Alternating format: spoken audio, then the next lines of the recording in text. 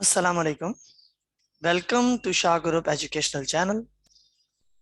आज हम कर रहे हैं सेकेंड ईयर बैंकिंग का टॉपिक, नेगोशिएबल इंस्ट्रूमेंट या क्रेडिट इंस्ट्रूमेंट। तो भाई क्रेडिट इंस्ट्रूमेंट्स हमारे क्या होते हैं? A written promise or order signed by the maker to transfer a specified sum of money on demand or at a fixed future time to the person named on the instrument or to the bearer. A negotiable instrument is usually in the form of a check, draft, bill of exchange, promissory note और acceptance. Credit instrument क्या होता है हमारा? Written promise होता है या order होता है साइन बाय द मेकर, यानी जो लिखने वाला है, to transfer a specified sum of money, ताकि पैसा एक जगह से दूसरी जगह या एक पर्सन से दूसरे पर्सन या एक ऑनर से दूसरे ऑनर तक ट्रांसफर किया जाए। और at a fix future time, एक फिक्स फ्यूचर टाइम डिसाइड होता है कब देना है, फ्यूचर में देना है, कब देना है, ये टाइम डिसाइड होता है। To the person named on the instrument, जिसका नाम लिखा हो, या फिर जो बंदा लेने आ रहा है, जिसे हम बेयरर कहते हैं। A negotiable instrument is usually in the form of a check. Negotiable instrument जो होते हैं, जिसे क्रेडिट इंस्ट्रूमेंट भी कहते हैं, इन अ फॉर्म ऑफ क्या होता है? चेक होगा, ड्राफ्ट होगा, बिल ऑफ एक्सचेंज होगा, या एक वादानामा जिसे हम प्रोमिसरी नोट कहते हैं, और एक्सेप्टेंस। जो क्रेडिट ट्रांजैक्शन हमारी होती है, ये आपके क्रेडिट इंस्ट्रूमेंट्स कहलाते हैं, जिनके लिए इंस्ट्रूमेंट्स यूज होते हैं। अब आते हैं according negotiable instrument act 1881, credit instruments are those devices which are used in business for credit transaction, यानी क्रेडिट ट्रांजैक्शन के लिए यूज होते हैं, कैश की जगह जो ट्रांजैक्शन यूज, जो इंस्ट्रूमेंट यूज होते हैं, तो वो क्रेडिट ट्रांजैक्शन कहलाते हैं आपके। फिर आते हैं next, according to section 13A of the act, negotiable instrument means a promissory note, bill of exchange, check, payable either to order or bearer, whether the words order or bearer appear in the instrument or not। कि भाई negotiable instrument में promissory note कहलाता है, bill of exchange होता है, check होता है, payable either to order, यानी अगर वो ऑर्डर पे लाएगा तो पेमेंट होगी उसकी, या बेयरर, जिसे कहते हैं कोई भी शख्स निकाल सकता है, वेदर द वर्ड्स ऑर्डर और bearer appear in the instrument और, चाहे वर्ड यूज हो या ना हो, बेयरर या ऑर्डर, इंस्ट्रूमेंट की क्या होती है? पेमेंट होनी होती है। फिर आते हैं पहली चीज में चेक, जो डिफाइन करने जा रहे हैं। According to the negotiable instrument act, a check is a bill of exchange drawn on a specified banker and not expressed to be payable otherwise than on demand। कि जब चेक दिखाया जाए, इसकी पेमेंट होना जरूरी है, और किसके नाम पे ड्रॉ होता है? बैंकर के नाम पे, कि भाई आप पैसे दीजिए चेक के। ठीक है, it is an order not a request, कि आपने पेमेंट करनी है। ये बिल ऑफ एक्सचेंज होता है कि इन टर्म ऑफ आप कुछ सामान खरीदते हैं, बेचते हैं, उसके बदले आप बिल चेक वैक देते हैं और उसकी पेमेंट ले रहे होते हैं। In other words, a cheque is an unconditional order to a banker. और जब मीनिंग अनकंडीशनल ऑर्डर, की कोई कंडीशन अप्लाई नहीं होती, चेक बैंक को दिखाया जाएगा, बैंक ने पेमेंट करना लाजमी है। बाय अ डिपॉजिटर टू पे a certain amount of money, ठीक है, जिसे डिपॉजिट किया हुआ है, जिसका पैसा बैंक में मौजूद है, टू पे सर्टेन अमाउंट ऑफ मनी, यानी पैसा उसके अमाउंट चेक के बदले में जो बनता है वो दिया जाएगा। From his account to a specified person, उसके अकाउंट से निकाल के पेमेंट की जाएगी जिसका उसने इस पे नाम लिखा हुआ है। और टू हिज ऑर्डर, या फिर वो जिसको कहे कि इसको पेमेंट की जाए, और to the bearer of the instrument, या फिर जो इंस्ट्रूमेंट लेकर आएगा उसको पेमेंट की जाएगी।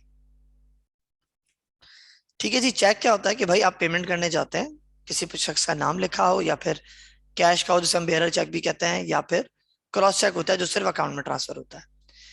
क्या होता है? चेक की पेमेंट करनी लाजमी होती है बैंक को, जब चेक दिखाया जाएगा, जो पेमेंट वाले चेक होते हैं, सिवाय क्रॉस चेक के, हर चेक की पेमेंट करना जरूरी होती है। चेक दिया जाए, बैंक उसकी पेमेंट जरूरी करता है।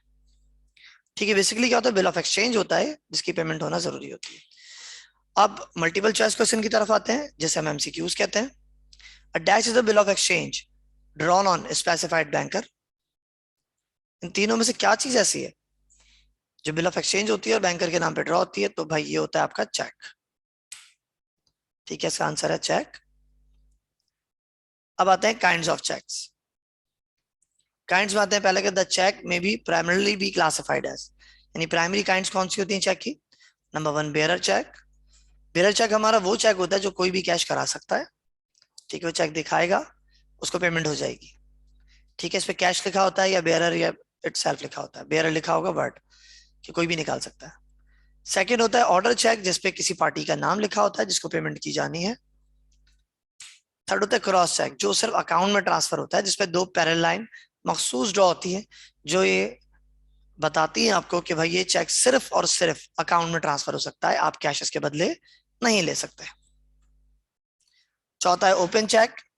इसका मतलब ये होता है कि भाई चेक क्रॉस्ड है but you need a money right now, कि क्रॉस चेक आपके अकाउंट में नॉर्मली अगर अदर बैंक की ट्रांजैक्शन होती है, आपके बैंक और दूसरे बैंक के दरमियान, तो 2 दिन का नॉर्मली प्रोसेस होता है बैंक का, कि एक चेक जो होती है प्रोसेस में जाने के बाद फिर क्लियरिंग होती है, उसकी क्लियरिंग में जाता है, और फिर 2 दिन बाद आपको उसकी पेमेंट मिल जाती है, यानी आपके अकाउंट में ट्रांसफर होती है, कैश नहीं मिलता आपको, आपके अकाउंट में ट्रांसफर होती है, फिर आप उसे निकाल सकते हैं। तो when you need money instantly, आप कहते हो क्रॉसिंग कैंसिल करवाएं, नीड मनी राइट नाउ, तो चेक क्या कहलाता है आपका? ओपन चेक, ठीक है। फिर चेक बिल्कुल just like a bearer cheque की तरह हो जाता है, और ओपन चेक होता है आप फिर उसे बैंक से कैश करा सकते हैं। अब now we are discussing each and every single transactions. Bearer cheque, this check which bears the phrase or bearer after the name of the payee, नाम लिखा होता है, is known as bearer check. The amount under such check is payable to any person who presents it before the banker, यानी bank के सामने जो भी आएगा उसको पेमेंट हो जाएगी। This check does not require endorsement. उसमें किसी को ऑनरशिप, एंडोर्समेंट कहते हैं ऑनरशिप ट्रांसफर करने को, तो इसमें एंडोर्समेंट करने की आपको जरूरत नहीं होती, अब किसी को भी देंगे उसकी पेमेंट आपको मिल जाएगी। क्या कहलाएगा आपका? बेयरर चेक कहलाएगा। नेक्स्ट आते हैं ऑर्डर चेक। इस पे किसी पार्टी का नाम लिखा होता है, ठीक है, उस पार्टी के नाम पे उसका एनआईसी देखे बैंक पेमेंट कर रहा होता है। The case of in case of order cheque, the phrase or order is written after the name of the payee, नाम के साथ ऑर्डर वर्डीज होता है। Usually the amount of such cheque is payable only to the payee whose name mentioned in the check, जिसका नाम लिखा है उसी को पेमेंट करना जरूरी है। और to his order, thus this check requires endorsement if it is to be in cash by any person other than the pay, जो जिस पर्सन का नाम लिखा हुआ है, अगर आप अपनी ऑनरशिप किसी और को ट्रांसफर करनी है तो उसका नाम लिखा होना बेहद जरूरी है, ठीक है। इन एंडोर्समेंट पे आप एंडोर्समेंट करके, ट्रांसफरशिप ऑनरशिप करके फिर वो शख्स आपको उसका आप पेमेंट कर सकते हैं। अब bank can pay this cheque to anyone, तो किसको बैंक, कौन सा चेक ऐसा है जो बैंक किसी को भी दे सकता है? बेयरर, क्रॉस, स्टेल और ऑर्डर। तो भाई क्रॉस चेक तो सिर्फ अकाउंट में ट्रांसफर होता है, किसी को भी नहीं मिल सकता। स्टेल चेक होता है फ्यूचर डेटेड चेक, और ऑर्डर जिस बंदे का नाम लिखा उसी को दिया जाएगा, किसी और को नहीं दिया जाएगा। बट वाहिद बेयरर चेक है जिसकी पेमेंट जो बंदा लेकर आएगा उसको कर दी जाती है, भले उसका नाम हो या ना हो। आगे बढ़ते हैं काइंड्स ऑफ चेक पे। Cross cheque, it refers to that check which bears across its face two parallel transfers lines. 2 लाइनें ड्रॉ होती है, इसका मतलब ये होता है चेक सिर्फ अकाउंट में ट्रांसफर होगा, कोई इसको कैश नहीं करा सकता बैंक के काउंटर पे। Between these 2 lines, the check may also contain the phrase and co, word होता है company, and company, not negotiable और account pay only, ये सारी चीजें इसके अंदर मेंशन होती, लिखी होती है। The effect of this check is that the amount of the check is payable only to a banker, that is the payee, or any person is not allowed to get money in cash. किसी को भी पैसा इसमें नहीं निकलता, सिर्फ जो पेई होता है उसके अकाउंट में पैसे ट्रांसफर होते हैं, ठीक है। This check must be deposited with the bank account of the pay or any other person as the case may be. या जो एंडोर्समेंट करवा के लाए उसके अकाउंट में ट्रांसफर होगा, या जो चेक जिस पर नाम लिखा उसके अकाउंट में ट्रांसफर होगा, ठीक है। This check is mostly used in the business circle. The object of this check is to protect the amount from forgery and fraudulent, यानी आप धोखेबाजी से बचने के लिए ऐसा चेक बनाते हैं ताकि आपसे चेक कोई छीन ना ले या चोरी ना हो जाए, तो उन सब के लिए भी आपको क्या कहते हैं, प्रोटेक्ट किया जाता है, यानी यू आर प्रोटेक्टेड बाय। और अगर आपका चेक गन पॉइंट या किसी पे छिन भी जाए तो भी वो बंदा आप कैश नहीं निकलवा सकता, वो सिर्फ अकाउंट में ही ट्रांसफर होते हैं पैसे। An issue cheque that can not be in cash at the counter, तो कौन सा चेक है जो काउंटर पे कैश नहीं हो सकता? ओपन चेक तो काउंटर पे कैश होता है, मार्क चेक, ऑर्डर चेक नहीं, सिर्फ क्रॉस चेक है जो कि सिर्फ अकाउंट में ट्रांसफर होता है, कैश नहीं किया जा सकता। फिर आते हैं open check.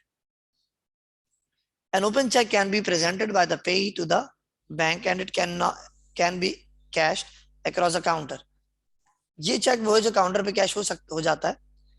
To open a cheque must be the crossing are cancelled. जरूरी क्रॉस चेक होता है, जब वो कैंसिल होगी क्रॉसिंग उसकी तो वो ओपन चेक बनेगा, अदरवाइज ओपन चेक नहीं कहलाता। और open cheque just like a bearer cheque की तरह हो जाता है कि कोई भी कैश उसे करा सकता है।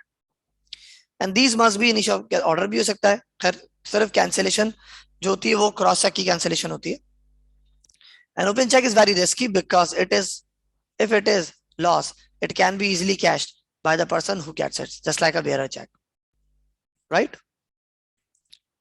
इसके MCQs पे आते हैं। A check means that the crossing are cancelled and these must be initiated by the drawer.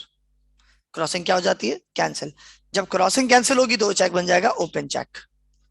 ठीक है बच्चों, थैंक्स फॉर वॉचिंग। अगर आपने अब तक चैनल को सब्सक्राइब नहीं किया तो चैनल को सब्सक्राइब कर लीजिए। ठीक है, फिर दोबारा हम मिलेंगे अगली स्लाइड के साथ, अगले लेक्चर के साथ। अल्लाह हाफिज।